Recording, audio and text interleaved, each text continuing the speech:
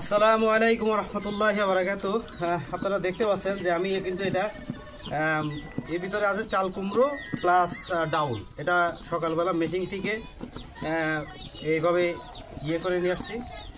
এটা দিয়ে আমাদের কুষ্টিয়া অঞ্চলে, এটা অন্য অন্য জায়গায় আছে কিনা জানি না, যদি থাকে তো কমেন্টে জানাবেন। আমাদের অঞ্চলে যে শীতের মৌসুমে কুমড়ার বড়ি বলি আমরা, এটা আসলে অনেক টেস্টফুল একটা খাবার। আমরা তরকারিতে সবসময় খাই থাকি এটা।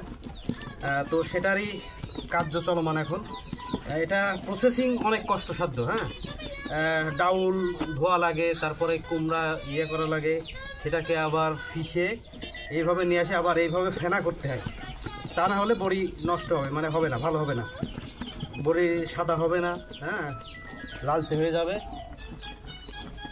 তো এই যে দেখেন, এখানে কিছু বড়ি কিন্তু অলরেডি দেওয়া আছে, আর এইগুলা প্রসেসিং চলছে। প্রসেসিং শেষ হওয়ার পরে তারপরে দিতে হবে আর কি। মোটামুটি শুধু খাইতে যেমন টেস্ট, এটা তৈরি করতেও বেশ খুব কষ্টসাধ্য। আমি আপনাকে দেখাই যে এইভাবে দিতে হয় আসলে। এইভাবে এইভাবে আসলে এই যে এইভাবে দেওয়া হয়েছে, ঠিক আছে।